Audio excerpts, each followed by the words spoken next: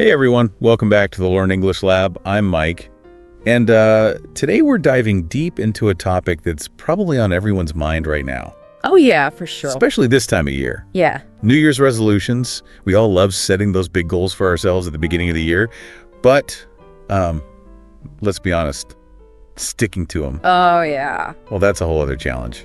It really is. It's funny though, isn't it? Like this whole idea of wanting to improve ourselves when a new year starts. It's not just some new trend either. This has been going on for centuries. Like even the ancient Babylonians had all these rituals to start their year off, right? Wow. 12 days of ceremonies. Yeah. Talk about commitment. Yeah. But here we are today. We've got all these apps and articles and everything at our fingertips. And studies are showing that only a small percentage of people actually follow through with their resolutions. Yeah, it's kind of discouraging when you think about it. It really is. It's like we're programmed to set these ambitious goals and then just kind of slip back into our old ways. It's a universal cycle. You make a good point. Good intentions, and then life just happens. But you know what's interesting? Just the act of making a resolution, like just saying, I'm going to do this, actually makes us 10 times more likely to achieve that change. Oh, really? Isn't that encouraging? That is pretty encouraging. It's like the fresh start effect, I guess. Exactly. Like milestones make us feel like we can really turn things around. Like anything is possible. Yeah. So we start the year feeling optimistic, we set our goals. Yeah. But then what happens? Where do things go wrong? I think a lot of times it comes down to not being prepared. We jump into action without a clear plan, like without those specific steps to guide us. Right. Or ways to handle the bumps in the road. It's like building a house without a blueprint. Exactly. Chaos is inevitable.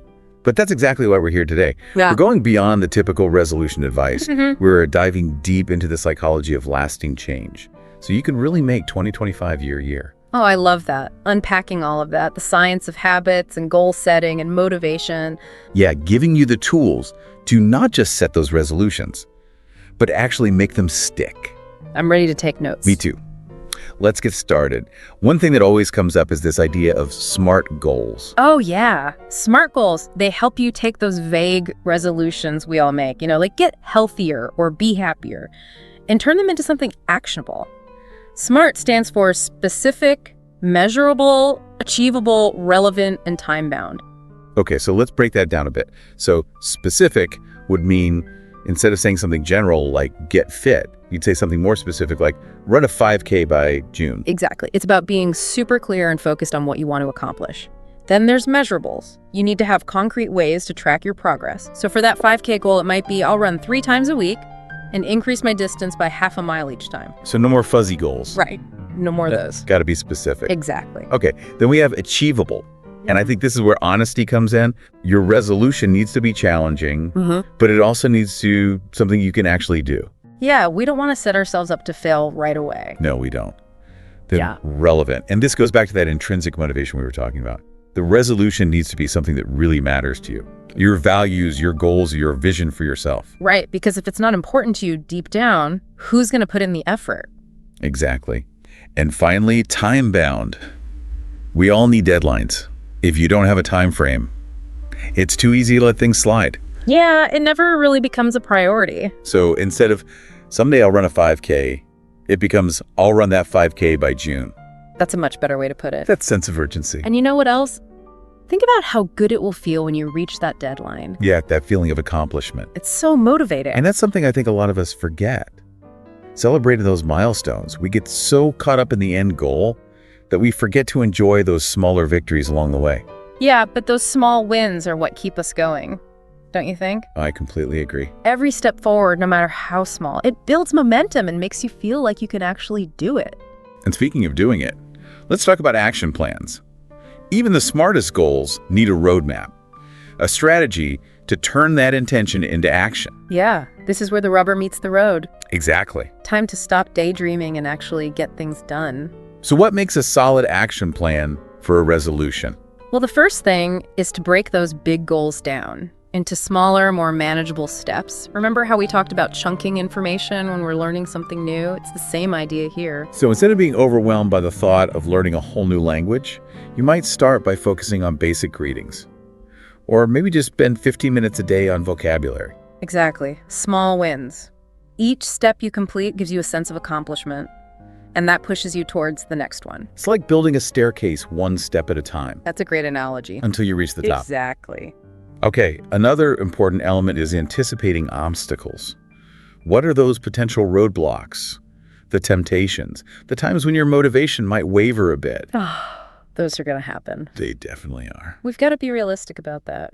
But if you can plan for them ahead of time, you're less likely to get completely derailed when they do pop up. Yeah, so if your goal is to cut back on social media, for example, maybe you figure out when you're most likely to mindlessly scroll, and then come up with other things you can do during those times. Right. It's all about being prepared. And that brings us to another key point. Scheduling your resolutions. If it's not on the calendar, Oh, yeah. it's so easy to let it slip, especially when life gets busy. I am so guilty of that. But it makes sense. Treat your resolution like an important appointment, and you're more likely to show up for it. That's a good way to think about it. Block out time for those workouts, those study sessions, those moments of mindfulness. Whatever your resolution is, make it a non-negotiable part of your schedule. Yeah, but sometimes that can feel intimidating. Like, I'm already so busy. How can I possibly add one more thing? Well, that's where tracking your time and prioritizing comes in. We often don't realize how much time we spend on things that aren't that important. Oh, like scrolling through social media? Maybe. But by becoming more aware of how we use our time, we can often find those pockets of time that we can dedicate to our resolutions. So it's not always about adding more to our plates. It's about being more mindful of how we're already filling them. Right. And by tracking your progress, you also get a visual reminder of how far you've come, which can be incredibly motivating. Absolutely. We're visual creatures. Mm-hmm. There's something about seeing those check marks on a to-do list or those miles logged on a fitness tracker. It just gives you a boost. It's tangible proof of all your hard work. And speaking of effort, let's talk about motivation. Oh, yeah. That's the engine that drives it all. It is. You can have the best goals, the most detailed plan, but without motivation, you're not going to get very far. And when it comes to New Year's resolutions, we often rely on that initial burst of enthusiasm, which we've already seen tends to fade. It does. It's like that New Year's energy high. And then reality sets in, and it's back to the same old routine. So how do we cultivate a more sustainable source of motivation? Well, it starts by figuring out what really matters to you. That intrinsic motivation. Exactly. Connecting with your why. When your resolution aligns with your values, your goals, your deepest desires, the motivation comes from within. And that makes it much more likely to last. But how do we actually do that? How do we tap into that deeper level of why? One really powerful tool is visualization. Instead of just stating your resolution, spend some time imagining yourself having already achieved it. Oh, I'm intrigued. How does that work? Our brains are amazing. They can create these mental images that can be super motivating. By picturing yourself having reached your goal, you're basically sending a signal to your subconscious. So it's like creating that feeling of, this is already mine. Yeah. I just need to take the steps to get there. Exactly. It's about embodying that feeling of success, which can be a huge driver of action. I can see how that would make a difference. Yeah. It's no longer a distant, maybe someday thing. It becomes much more real. Much more tangible. And when your brain believes it's possible, it's more willing to put in the work. So we've got visualization. But what are those moments when doubt creeps in? Or when our motivation dips? How do we stay on track when things get tough? Well, first of all, we need to remember that setbacks are a normal part of the process. They're not failures. They're opportunities to learn and make adjustments. That's such an important point. So often we let one slip up derail the whole thing. Yeah, it's like we give ourselves permission to just give up. It's that all or nothing thinking. It can be so self-sabotaging. It really can. We need to embrace the idea that progress isn't always linear. There will be ups and downs, detours, and course corrections. So it's about being flexible, adaptable, and kind to ourselves along the way. Absolutely. And this is where having a good support system can be really helpful. Sharing your resolutions with friends, family, or a mentor can give you encouragement and accountability when you need it most. Like having your own personal cheerleading squad. Exactly. Knowing that someone's rooting for you Yeah. can make all the difference when those doubts start to creep in. So we've talked about visualization, celebrating small wins, and the importance of a supportive community. What are some other strategies for keeping that motivation strong? One that's often overlooked is reward.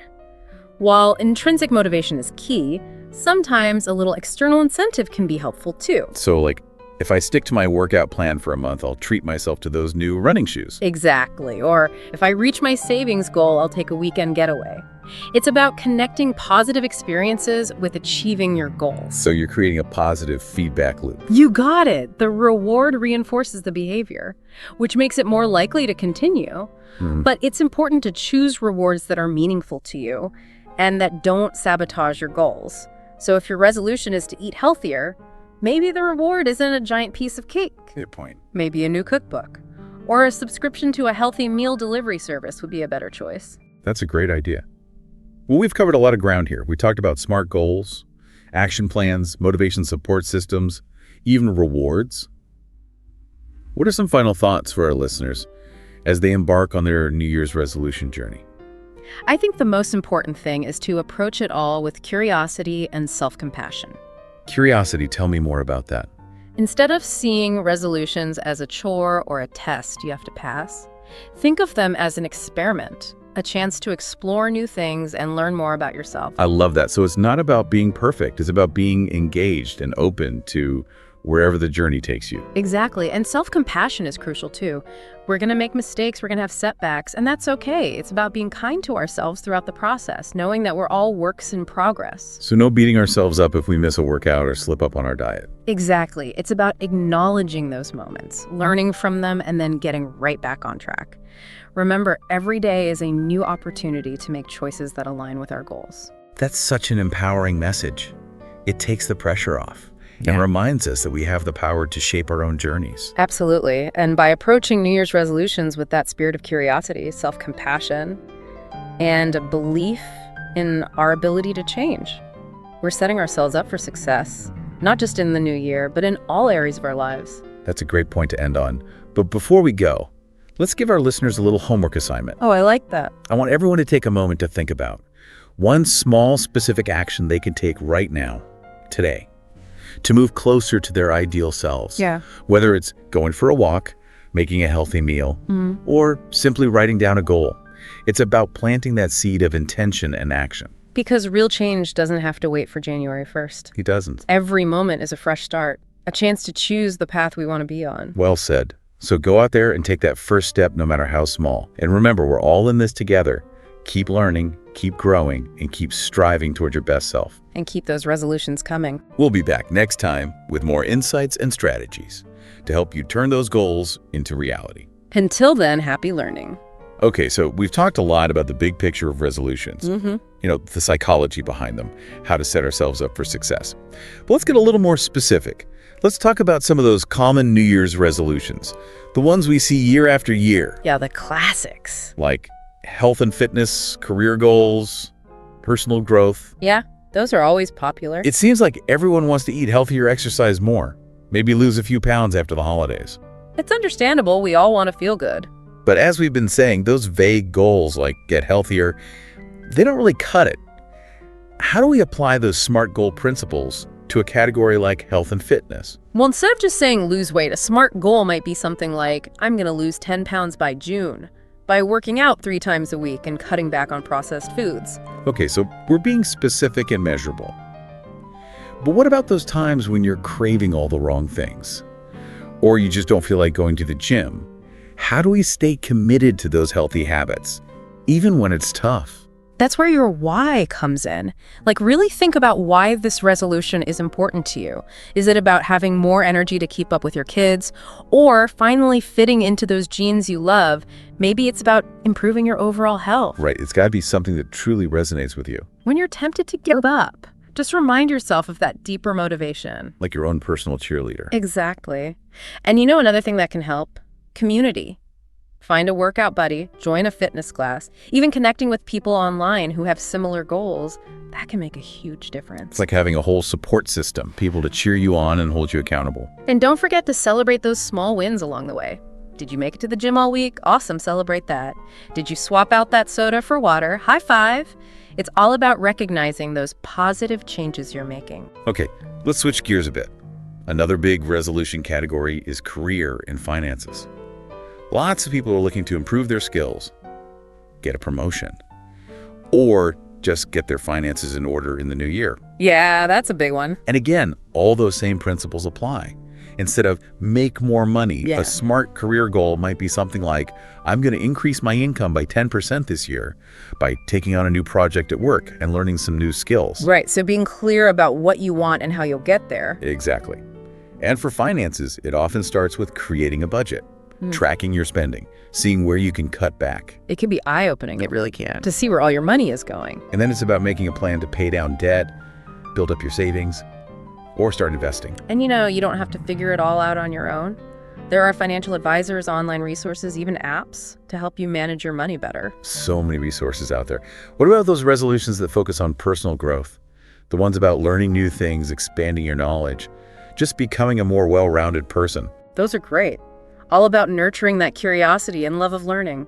But how do we turn those desires into specific resolutions? Well, instead of just saying read more books, your resolution could be, I'm going to read one book every month, focusing on history and science. Okay, so you're combining that desire to learn with a specific plan. Exactly. Or maybe your goal is to be more creative. So you commit to taking a photography class or spending 30 minutes each day writing or painting. It's all about making time for those things that make you feel good and help you grow. Absolutely. And remember, progress isn't always about those big accomplishments. It's often the small, consistent things we do that really add up. So reading a few pages each day, practicing a new skill for 10 minutes, even just taking a few moments for mindfulness and reflection, it all matters. It all contributes to that journey of self-improvement. I love that. I think we've covered a lot of ground in this deep dive so far. We have. The science of habits, visualization, SMART goals, and so much more. And I think the biggest takeaway is that change is possible, no matter where you're starting from. Absolutely. It's about making choices each day that align with who you want to be. And it's not about being perfect. It's about making progress. So true. So as we wrap up this part of our deep dive, what's your final message for our listeners as they head into the new year? Embrace this journey of self-improvement, not just in the new year, but in every part of your life. Approach your resolutions with curiosity and kindness, and believe in your ability to change. Celebrate those wins, learn from the setbacks, and never give up on your dreams, because you have the power to create the life you want, one step at a time. Beautifully said. Now, for our listeners who want even more specific strategies, we've got a treat for you. In the next part of this deep dive, we're going to explore those common New Year's resolution categories in detail, from health and fitness to career and finances. We'll be sharing tons of tips, inspiring examples, and resources to help you turn those aspirations into reality. So stay tuned, folks. We're just getting started. Okay, so we spent some time talking about the psychology of New Year's resolutions and how to set ourselves up for success. But now I think it's time to get even more practical. Let's dive into some of those most popular resolution categories. Yeah, let's break it down. And see how we can actually apply all of these strategies. I like it. So let's start with the big one. Health and fitness. Seems like it's always at the top of everyone's list. Yeah, for sure. Who doesn't want to eat better, exercise more? And maybe feel a little bit lighter after the holidays. It's natural. We all want to feel our best. Yeah. But as we've been saying, just setting vague goals like get healthier, it's not really going to cut it. We need to get specific. Exactly. So how do we apply those SMART goal principles to a category like health and fitness? Well, instead of just saying something general like lose weight, you could make it more specific by saying, I'm going to lose 10 pounds by June by working out 3 times a week and cutting back on processed foods. Okay, so you've got a clear target, a timeline, and specific actions you're going to take. All right, it's all laid out. But what about those times when you're craving all the wrong things? Or you just have zero motivation to hit the gym? How do we stay committed to those healthy habits, even when it's hard? That's when you really need to tap into your why. Like, ask yourself, why is this resolution so important to me? Is it about having more energy to play with your kids? Maybe it's about finally fitting into those clothes you love. Or just feeling healthier overall. Right. It's got to be something that really motivates you personally. Yeah, when you're tempted to give in, remember that deeper reason why you started in the first place. Like having your own internal cheerleader? Exactly. And don't forget about the power of community. Oh, yeah, for sure. Having a workout buddy, joining a fitness class, even just connecting with people online who share your goals. That can make a huge difference. It's like having a whole support system. Exactly. People to cheer you on and help you stay accountable. Yeah. Oh, and don't forget about celebrating those small victories. Did you make it to all your workouts this week? High five. Did you choose water over soda? That's amazing. Celebrate those little wins. Because they all add up. Yeah. Okay, let's move on to another big one. Career and finances. Lots of people are looking to level up in their careers, get a promotion, get their finances in order, all those money goals. Yeah, that's a common one. And again, those SMART goal principles are so helpful here. Instead of just saying make more money, your goal could be something like, I'm going to increase my income by 10% this year by taking on a new project at work and developing my skills in, and then fill in the blank with whatever skill you want to focus on. Right. You're being super clear about what you want to achieve and how you'll do it. Exactly. And for finances, it often starts with creating a budget, tracking your spending, seeing where you can cut back. Yeah, that can be really eye-opening. It really can. You might be surprised where your money is actually going. And then you can make a plan for paying down debt, building up your savings, or even start investing. And remember, there are so many resources out there to help you. Financial advisors, online tools apps. You don't have to figure it all out by yourself. What about those resolutions that focus on personal growth? The ones about learning new things, expanding your knowledge, becoming a more well-rounded individual. Oh, I love those. Those are all about feeding your curiosity and that desire to learn. But how do we actually turn those desires into specific resolutions? Well, instead of just read more books, your resolution could be, I'm going to read one book every month. Yeah. And I'm going to focus on history and science. So you're combining that love of reading with a concrete plan. Right. Or maybe you want to tap into your creative side, so you commit to taking a photography class or spending 30 minutes each day writing or painting. It's about creating space for those activities that bring you joy and help you grow as a person. Absolutely. And I think it's important to remember, progress isn't always about those huge accomplishments. It's often the small, consistent actions that make the biggest difference. Yeah. So like reading a few pages each day, practicing a new skill for 10 minutes, taking a few moments for mindfulness and reflection. Exactly. All of those things add up. And they all contribute to that journey of self-improvement. That's what it's all about. Well, I think we've covered a lot of ground in this deep dive. We have. We've explored the science of habits, the power of visualization, SMART goals, action plans, motivation support systems. We even talked about rewards. And I think the most important message is that change is possible for everyone. Absolutely. It's about aligning your actions with your intentions and making choices each day that bring you closer to the person you want to be. And it's not about being perfect. It's about making progress. So well said. So as we wrap up this deep dive, what's your final message for our listeners as they head into the new year with all these goals and aspirations? Embrace this journey of self-improvement, not just in the new year, but in every area of your life.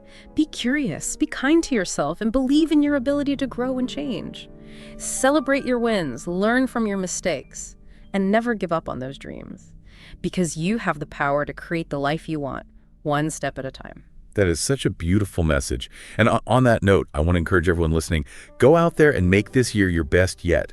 And don't forget to like, share, and subscribe to the Learn English Lab YouTube channel for more insightful deep dives just like this one. We'll see you next time.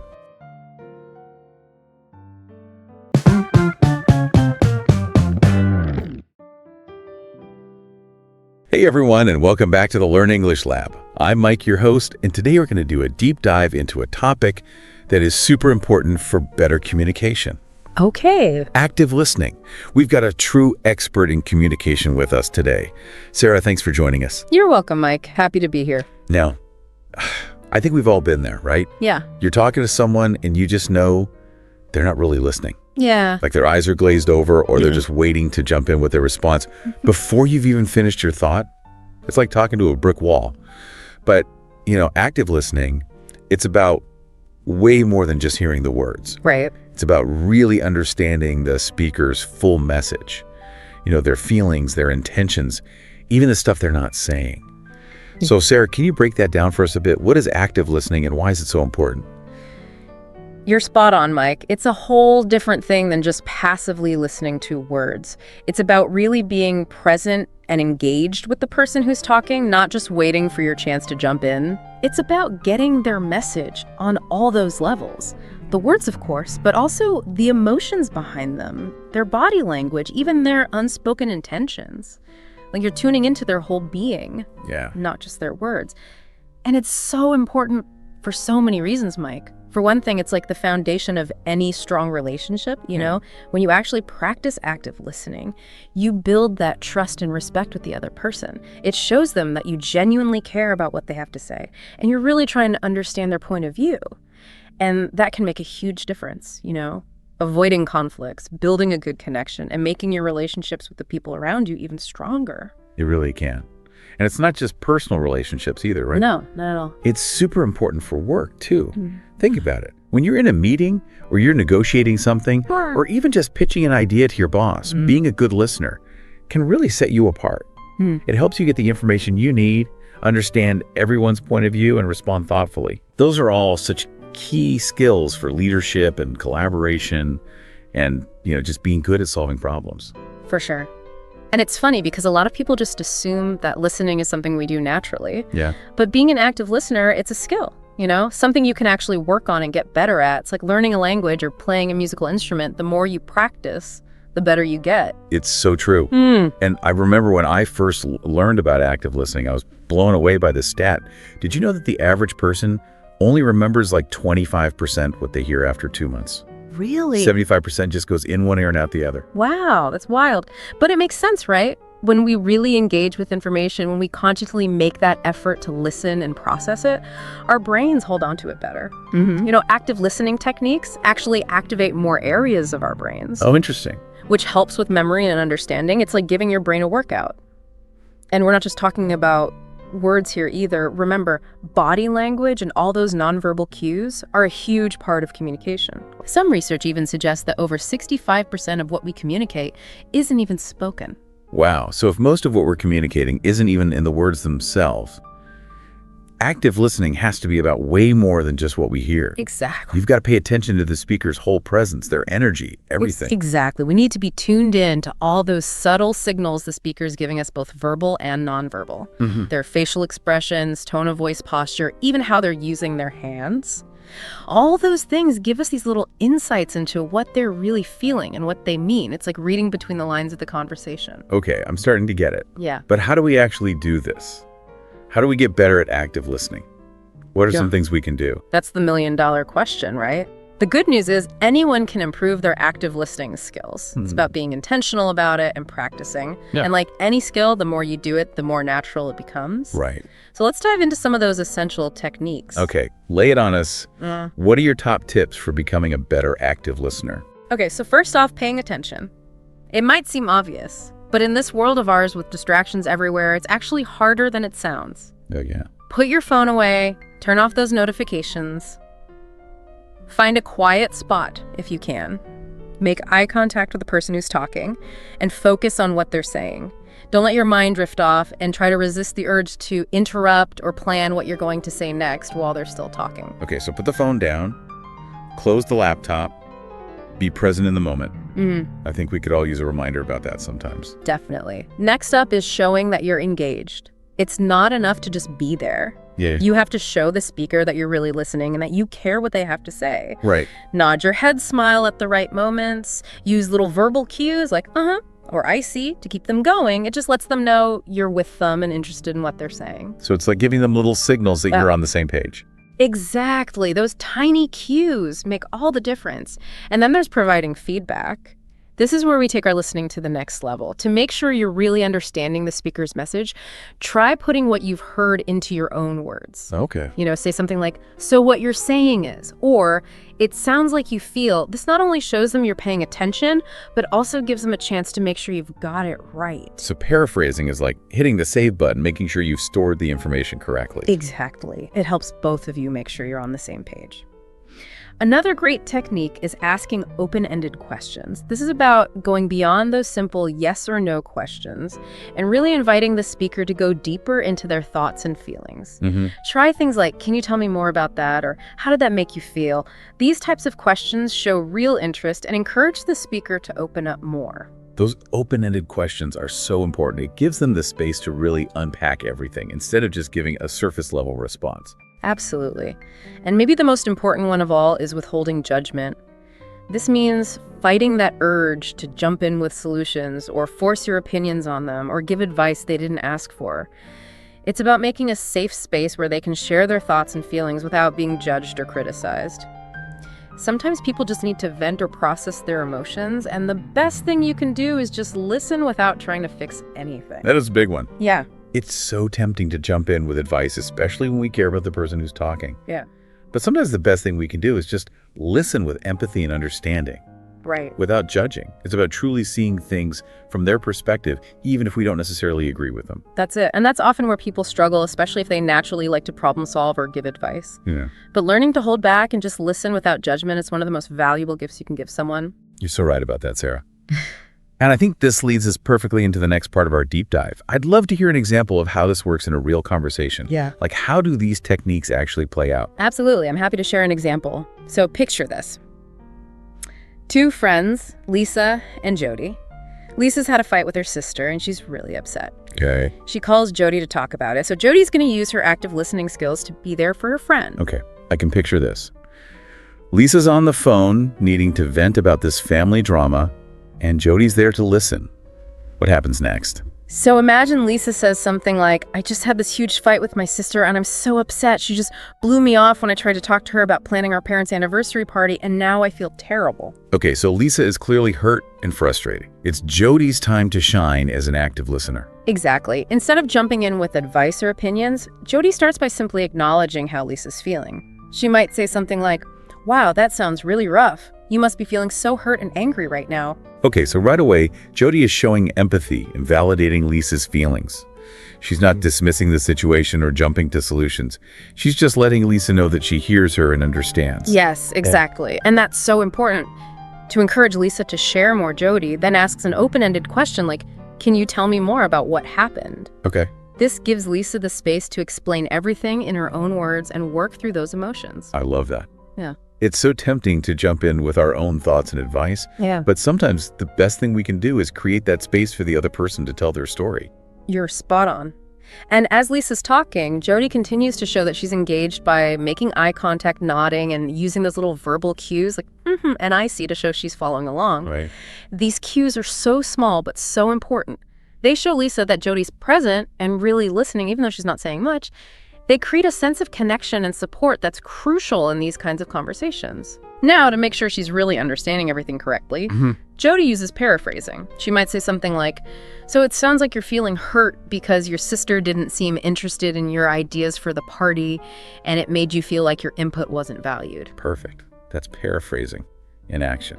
It not only shows Lisa that Jody's listening, but it also gives Lisa a chance to correct Jody if she's missed something or misunderstood. This back and forth makes sure they're both on the same page. Exactly. And that's a good place to take a pause for now. We've covered a lot of ground already. You know, from what active listening is to why it's so important to some of those essential techniques and even how they look in a real conversation. Yeah, we have. But we're just getting started. In the next part, we'll dive even deeper into the ins and outs of active listening. We'll explore some more advanced techniques and tackle some of the challenges that come up in those real-world conversations. Can't wait to hear more. Stay tuned for part 2 of our active listening adventure. Welcome back to the deep dive, everyone. We're picking up right where we left off, exploring the fascinating world of active listening with our expert, Sarah. Right. In part 1, we talked about what active listening is, why it's so important, but now I'm really keen to get into the how. Okay. Sarah, what are some more practical tips and techniques that we can use to really sharpen our listening skills and make those conversations we have every day more meaningful and have more impact? You're absolutely right, Mike. Knowing the theory is great, but putting it into practice is where the real magic happens. So let's jump right into some more of those actionable strategies that you can start using today. One tip that might sound a bit counterintuitive at first is this. Don't just listen with your ears, listen with your whole body. Okay. What I mean by that is pay attention to your posture, your facial expressions, even your breathing. When you're truly engaged in a conversation, your body naturally reflects that. You tend to lean forward slightly, you make eye contact, and your facial expressions mirror the speaker's emotions. But on the other hand, if you're bored or distracted, you might slouch across your arms or avoid eye contact. It's like your body is speaking a language of its own, and you want to make sure you're sending the right message. That's such a great point. It's like we're sending these nonverbal signals all the time, whether we realize it or not. So we need to be mindful of our body language and make sure it's aligned with our intention to be present and engaged in the conversation. Absolutely. And here's another interesting tip. Try to listen between the lines. Okay. Often what people don't say is just as important as what they do say. Pay attention to their tone of voice, their pauses, their body language? Are they hesitant to share certain details? Do they seem to be holding back their true feelings? Tuning into these subtle cues can give you valuable insights into the speaker's underlying emotions and intentions. So it's almost like we're playing detective. Yes. Looking for those little clues in the speaker's behavior and Yeah. trying to piece together the full story. Precisely. Active listening is about more than just taking words at face value. It's about reading between the lines and understanding the deeper meaning behind the message. And sometimes that means paying attention to what's not being said. Right. Okay, that makes a lot of sense. Yeah. Now, what about those times when we're in a conversation with someone and we genuinely don't understand what they're trying to say? Maybe they're using jargon that we're not familiar with, or their explanation is just confusing. Yeah. What's the best way to handle those situations without interrupting the flow of the conversation or making the speaker feel like we're not paying attention? That's a common challenge, and it's important to address it in a way that shows respect for the speaker. Instead of just nodding along and pretending you understand, don't be afraid to ask clarifying questions. Okay. You could say something like, "I'm not sure I follow you there. Could you explain that a bit more?" Or, "What do you mean by," and then repeat the specific term or phrase that you didn't understand. So it's better to just pause for a moment and ask for clarification than to just fake it and risk misunderstanding the whole point of the conversation. Exactly. It's about being honest about your understanding and taking the time to get on the same page as the speaker. And here's another tip for those moments when you need a little extra help processing what you're hearing. Try silently summarizing the speaker's key points in your own words. This helps solidify your understanding and can also help you formulate thoughtful questions or responses later on. Okay, so it's like we're creating mental bullet points as we listen, highlighting the most important takeaways from the conversation. Oh no, it's about actively engaging with the information and making it your own. Yeah. Now here's a tip that might seem small, but it can make a big difference in how you're perceived as a listener. Avoid finishing the speaker's sentences, even if you think you know where they're going.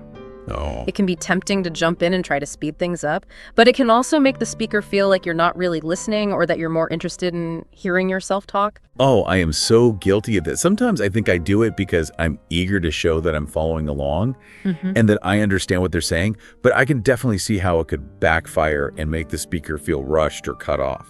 It's a common mistake, but it's definitely something to be mindful of. When you resist that urge to finish someone's sentence, you're giving them the space to express themselves fully and at their own pace, and that can make a world of difference in how heard and respected they feel. Okay, that's a great reminder. Now, I'm curious about something. We've talked a lot about the verbal aspects of active listening, but what about the nonverbal side of things? How can we use our body language to show that we're truly listening and engaged? Excellent question, Mike. Nonverbal communication is just as important as verbal communication, if not more so. It's often the key to building trust, conveying empathy, and creating a sense of connection with the speaker. So let's dive into some specific nonverbal techniques that can elevate your active listening game. Awesome. I'm ready to take notes. All right, here's a simple but powerful one. Make eye contact with the speaker. This shows that you're focused on them and interested in what they have to say. But a word of caution, don't stare them down. That can feel intimidating and unnatural. Instead, aim for a comfortable and natural level of eye contact that shows you're present without being overbearing. So it's about finding that sweet spot where we're making eye contact enough to show we're engaged, but not so much that it feels creepy or uncomfortable. That's a great way to put it. It's about finding that balance that feels authentic and respectful for both of you. Now, here's another important nonverbal cue. Pay attention to your posture. Sit or stand up straight, but avoid being stiff or formal. Okay. Leaning forward slightly can show that you're interested and engaged, while leaning back can signal disinterest or boredom. And whatever you do, avoid crossing your arms. Got it. This can create a physical barrier between you and the speaker and make you seem closed off or defensive. So it's about creating a welcoming and approachable presence with our body language, letting the speaker know that we're open to hearing what they have to say. Right. It's about creating that sense of safety and trust that allows for open and honest communication. Now, here's a tip that might seem small, but it can actually make a big difference in how you're perceived as a listener. Nod your head occasionally. This simple gesture can go a long way in showing the speaker that you're following along and understanding their message. It's a nonverbal way of saying, "Yes, I'm with you," or "I hear you." It's like giving those little head nods of encouragement, like we're cheering the speaker on as they share their thoughts and feelings. Yes, exactly. It's a subtle but effective way to show that you're present and engaged. And while you're at it, don't forget to smile. A genuine smile can create a warm and inviting atmosphere and make the speaker feel more comfortable and at ease. But again, be authentic. Don't force a smile if it doesn't feel natural. A forced smile can actually have the opposite effect and make you seem insincere or dismissive. So it's all about being mindful of our body language and making sure it's congruent with our intention to be present, respectful, and engaged in the conversation. Yes. It's about sending those nonverbal signals that create a sense of connection and trust with the speaker. You got it, Mike. It's about using our whole selves to listen, not just our ears. Now let's move on to a topic that's often misunderstood when it comes to active listening note-taking. Okay. Some people believe that taking notes is a sign of disrespect, or that it means you're not truly listening to the speaker. But that's not necessarily true. Yeah, I've heard that before too. The idea that if you're busy scribbling away in your notebook, you must not be fully present in the conversation. Right. But here's the thing. Taking notes can actually be a very effective way to enhance your active listening skills. If you're someone who struggles to remember details, taking notes can help you stay focused and retain information more effectively. So it's like creating a written record of the conversation that we can refer back to later, almost like a mental map of the key points and takeaways. Precisely. And it can be especially helpful in situations where you need to remember specific details, like in a meeting or a lecture. Now, of course, there's a right way and a wrong way to take notes while still being an active listener. Right. The key is to do it in a way that doesn't distract the speaker or make them feel like you're not fully present. Okay, so how do we strike that balance? Yeah. How do we take notes effectively without sacrificing our active listening presence? Here are a few tips. First, make sure you have the speaker's permission before you start taking notes. A simple, "Would it be all right if I jot down a few notes?" can go a long way in showing respect and consideration. Second, don't try to write down every single word the speaker says. Instead, focus on capturing the key points, main ideas, and any action items or follow-up tasks. And third, make sure your note-taking doesn't interfere with your ability to make eye contact, nod, and use other nonverbal cues to show that you're listening. If you find yourself getting too caught up in writing, pause for a moment, look up at the speaker, and make sure you're still connected. So it's about being strategic and selective with our note-taking, making sure it's enhancing our listening experience rather than detracting from it. Exactly. It's about finding that balance between capturing the essential information and maintaining that all-important human connection with the speaker. Well said, Sarah. I think these note-taking tips are incredibly helpful. But before we move on, I want to circle back to something we touched on earlier, the idea of listening between the lines. Can you give us some more specific examples of what kinds of nonverbal cues we should be paying attention to and what they might mean? Absolutely, Mike. It's like learning a secret code, decoding those subtle signals that people send through their body language and tone of voice. Let's break down some of the most common nonverbal cues and what they might reveal about the speaker's true feelings and intentions. Okay, ready to crack the code. Yeah. What should we be looking for? First up, we have eye contact. As we mentioned earlier, good eye contact is a sign of engagement and interest. But there's more to it than that. If someone is making strong, steady eye contact, it can also convey confidence, assertiveness, or even a desire to connect on a deeper level. So strong eye contact can be a good thing. But what about the opposite?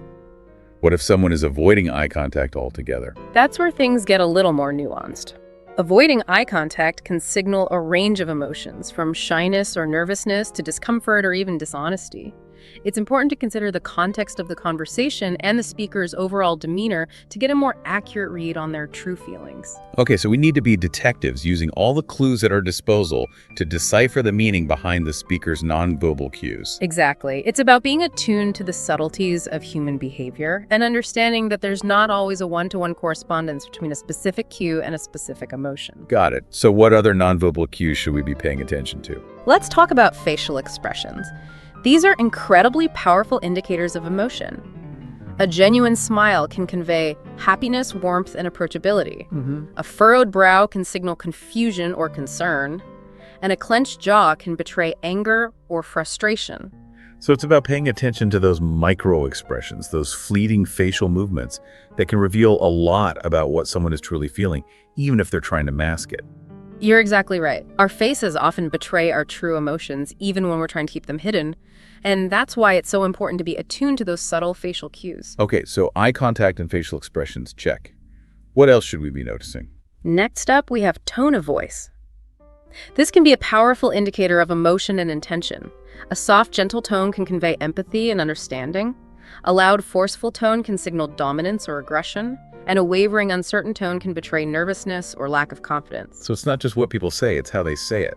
The tone of voice can add layers of meaning to their words. Precisely. It's like the soundtrack to a movie. It sets the mood and helps us interpret the action. Okay, I'm getting the hang of this nonverbal decoding. Hmm. What other clues should we be on the lookout for? Let's talk about body language. This includes things like posture gestures and even the way someone is positioned in relation to you. For example, if someone is leaning in towards you, it generally signals interest and engagement. If they're leaning away or turning their body away from you, it could indicate disinterest, discomfort, or even a desire to end the conversation. So it's about noticing those subtle shifts in body position and how they reflect the speaker's level of comfort and engagement in the conversation. Exactly. And don't forget about gestures. These can be incredibly expressive and revealing. Open, expansive gestures can convey confidence, enthusiasm, or a desire to connect. Closed, restrictive gestures can signal defensiveness, anxiety, or even dishonesty. So it's like our bodies are speaking a language of their own, and we need to learn how to interpret those nonverbal signals. That's a great way to put it, Mike. It's about becoming fluent in the language of body language and understanding that it can often tell us more about a person's true feelings and intentions than their words alone. This has been incredibly eye-opening, Sarah. I'm starting to see everyday conversations in a whole new light. Like there's this whole hidden layer of meaning that I've been missing out on. It's like upgrading our communication software, going from a basic version to the premium all-inclusive package. I love that analogy, Mike. It's about expanding our awareness and becoming more attuned to the nuances of human interaction. Well, Sarah, I have to say this deep dive into active listening has been a real game changer for me. I feel like I have a whole new toolkit of strategies for becoming a better listener and communicator. Right. But before we wrap up part 2 of our episode, I want to touch on something that I think is incredibly important, especially in today's world. Okay, Mike, I'm intrigued. What's on your mind? We live in a time where it feels like everyone is constantly shouting their opinions and trying to get the last word. Yeah. It's all about being right, being heard, and winning the argument. Mm-hmm. In that kind of environment, active listening can feel almost radical.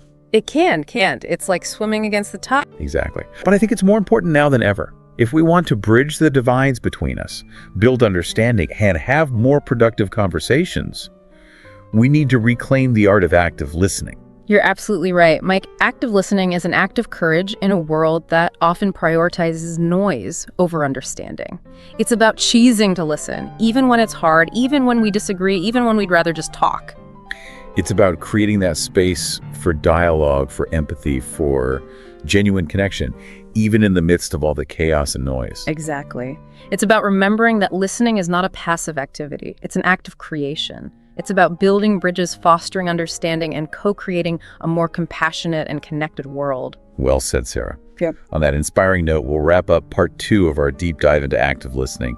But don't go anywhere. In part 3, we'll explore the incredible benefits of active listening and how it can transform your relationships, your career, and even your own self-awareness. Welcome back to the deep dive, everyone. We're wrapping up our exploration of active listening with Sarah. Yeah. In the first 2 parts, we talked about what active listening is, why it's so important, and even got into some practical techniques for becoming better listeners. Right. But now I kind of want to shift gears a little and talk about the impact of active listening. Yeah. Like, what are the benefits we can expect to see when we really commit to this and become better listeners? That's a great point.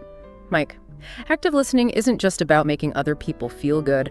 Although it does do that, it also has this ripple effect, creating positive changes in our relationships, our work, and even our own self-awareness. Okay. Let's start with relationships.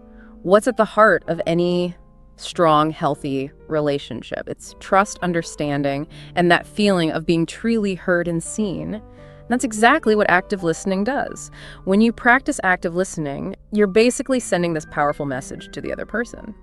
You matter. Your thoughts and feelings are important to me. I'm here to listen without judging and to understand your perspective. Yeah, it's like giving someone the gift of your undivided attention, which is so rare these days. Yeah, it really is. It's about making the other person feel like they're the only person in the room, like their voice truly matters. And that creates this feeling of safety, connection, and intimacy that's essential for any strong relationship. Right. Whether it's with a partner, a family member, a friend, or even a colleague. So active listening is like relationship superglue. It helps those bonds become stronger and more resilient. But I'm also curious about the impact of active listening on our professional lives. I know we touched on this a bit earlier, but can you talk more about how being a good listener can actually help us in our careers? Of course, active listening helps us build rapport, gather information effectively, and understand different perspectives.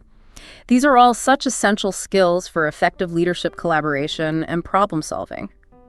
All things that are super valuable in any workplace.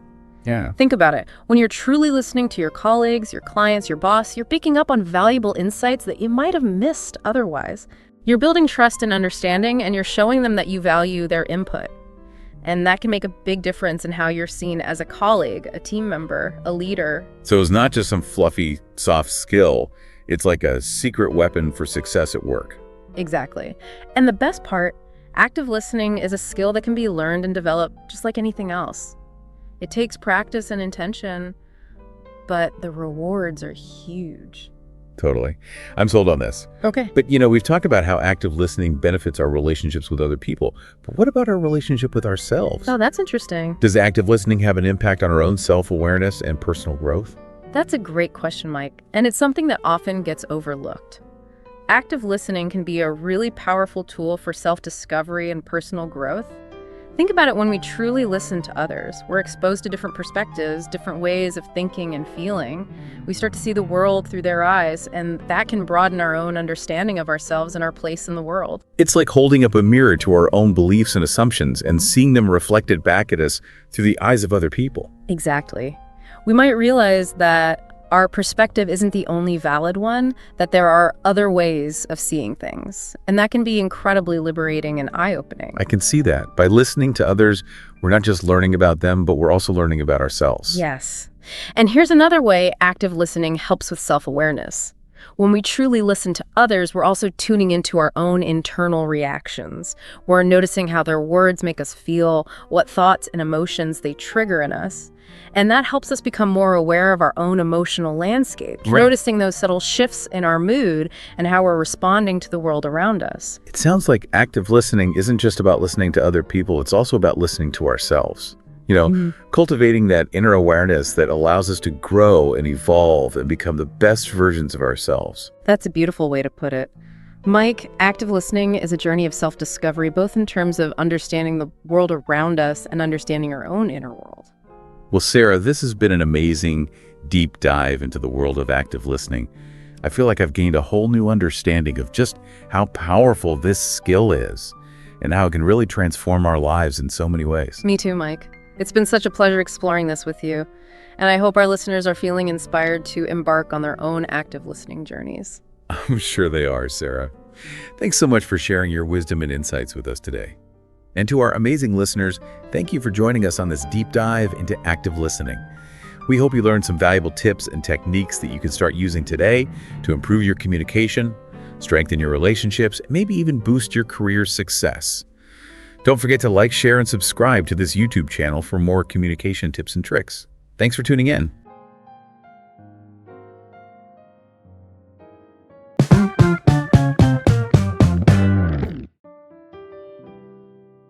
Hello and welcome to the Learn English Lab, the show that helps you unlock fluency faster. I'm your host, Mike, and I'm so excited to be diving into a topic that's well close to my heart, movies. Joining me today is Sarah, an expert in using movies to, supercharge your language learning. It's wonderful to be here. You might be listening to this thinking, wait, movies can actually help me learn English? And the answer is, yes. Today we're going deep on how choosing the right movies can help you master everything from everyday expressions to those tricky accents. It's true. Think of it as like a personal language immersion experience right in your living room. I love that. Now, our deep dive today uncovered something really interesting. A lot of these movie recommendations are actually grouped by your English level. So whether you're a beginner, intermediate, or already pretty advanced, there's a whole world of film out there ready to help you boost your skills. What's so fascinating is how these categories reflect the natural progression of language learning. Beginners can benefit from simpler plots and clear pronunciation. As you gain confidence, you can handle faster speech, more complex themes, and even start picking up on slang. That makes sense. So let's break it down. For all you beginners out there, what kind of movies are we talking about? Well, think animated classics. Finding Nemo, Toy Story, movies like that. The visuals are so engaging and the language is clear and straightforward. They often have catchy songs, too, which is a great way to pick up new words and practice pronunciation. Right, and those iconic lines you just can't help but quote, "to infinity and beyond." Okay, so animations are a great starting point. Anything else beginners should be on the lookout for? Movies with a strong narrator can also be really helpful. Think Forrest Gump, where you have Forrest recounting his incredible life story. That slow, deliberate pace makes it much easier to follow along. Plus, it's a classic. It's true. I've probably seen that movie a dozen times, and I still catch something new each time. Now, what about our intermediate learners? What's the next step up in terms of movie choices? This is where things get really interesting. Intermediate learners can start branching out into different genres and exploring movies with more intricate storylines. Okay, I'm intrigued. Give us some examples. Well, the Harry Potter series is fantastic for this. You get exposed to a ton of British English, plus some fun vocabulary related to, well, the wizarding world. And of course, who doesn't love a good fantasy adventure? Not me. I'm a huge Harry Potter fan. Yeah. But I'm also curious, for intermediate learners specifically, what are some of the language features they should be paying attention to in these movies? That's a great question. At this level, you really start to grasp different accents. So in Harry Potter, you'll hear a variety of British accents, which is a good challenge. You'll also encounter more idioms and colloquialisms, which can be tricky but essential for sounding more natural. So it's not just about the vocabulary anymore. It's about understanding how the language is actually used in everyday conversation. Exactly. And that brings us to our advanced learners. You folks are ready for those cinematic masterpieces that push your boundaries. All right, advanced learners, hit us with your best shot. What are some of those challenging but rewarding movies we should be adding to our watch list? Well, think The Social Network or Inception. These films have fast-paced dialogue, thought-provoking themes, and they don't shy away from slang or more complex vocabulary. So they really throw you right into the deep end of the language pool. Absolutely. But that's where the real growth happens. And at this stage, you can also start appreciating how movies reflect different cultures and perspectives. The Big Sick, for instance, offers a fascinating glimpse into Pakistani and American cultures. Or Wonder Woman, which provides some historical context around World War I. That's so true. As you become more comfortable with English, movies can become this incredible tool for exploring different worlds and viewpoints. But I think what's truly crucial here is making sure you choose a movie that you're genuinely interested in. 100%. If you're a foodie, why not try something like Julie and Julia? Or if you're fascinated by travel, Eat, Pray, Love might be your jam. The key is to find a movie that sparks your curiosity and keeps you engaged. And hey, if there's a movie you've already seen and loved in your native language, watching it in English can be a great way to ease into things. You already know the plot, so you can focus on the nuances of the language. That's such a good point. And don't be afraid to use subtitles. You can start with your native language if needed, then transition to English subtitles, and eventually try going subtitle-free. I think that gradual approach is key. Start with what's comfortable and slowly challenge yourself as you go.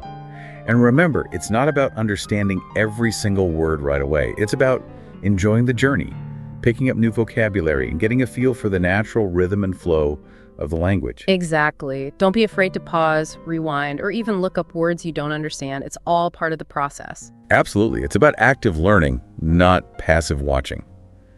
And speaking of active learning, we've got a lot more to cover.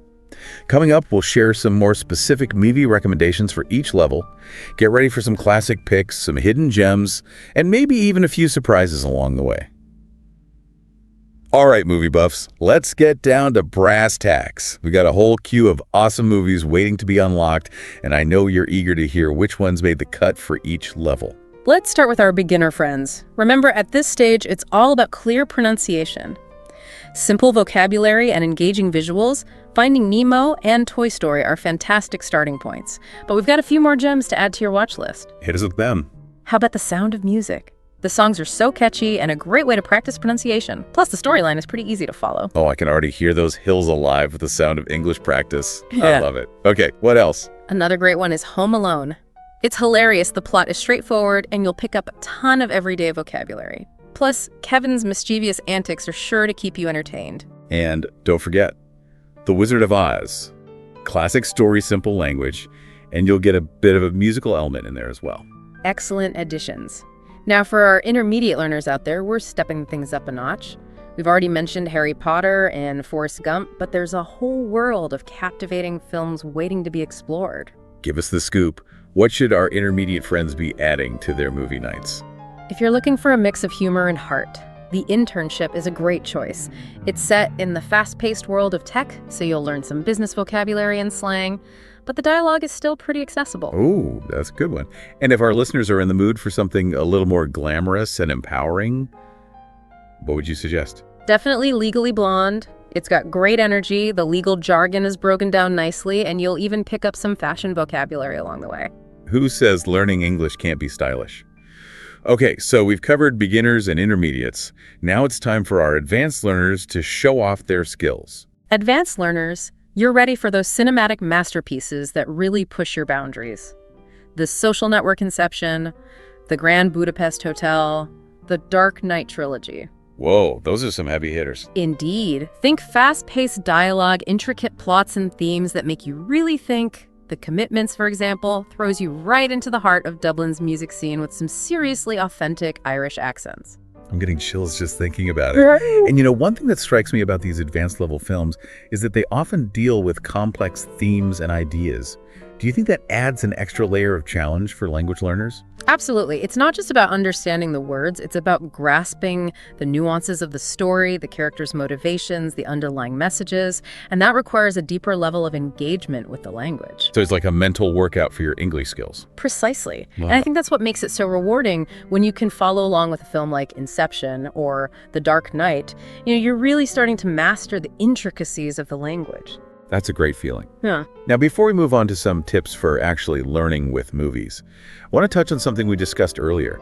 Choosing films you're genuinely interested in. It's so important. If you're passionate about a particular genre or theme, you're much more likely to be engrossed in the film and absorb the language naturally. It's true. If you're a sci-fi buff, dive into the Star Wars universe or get lost in The Lord of the Rings. If you're drawn to true stories, Catch Me If You Can and Into the Wild offer incredible narratives while exposing you to different accents and vocabulary. Exactly. It's all about finding what resonates with you and using that as a springboard for your language learning. And hey, even if a movie seems a little challenging at first, don't be discouraged. Remember those tools we talked about earlier? Subtitles, pausing, rewinding. These can all help you break down those language barriers and make the experience more enjoyable. It's like having training wheels for your English. Use them when you need them and gradually gain the confidence to ride solo. I love that analogy. All right, so we've talked about choosing the right movies for your level and interests. Now let's get into the nitty-gritty of how to actually use these films to boost your English skills. We'll be right back after this. And we're back. Ready to turn those movie nights into English learning marathons. I know I am.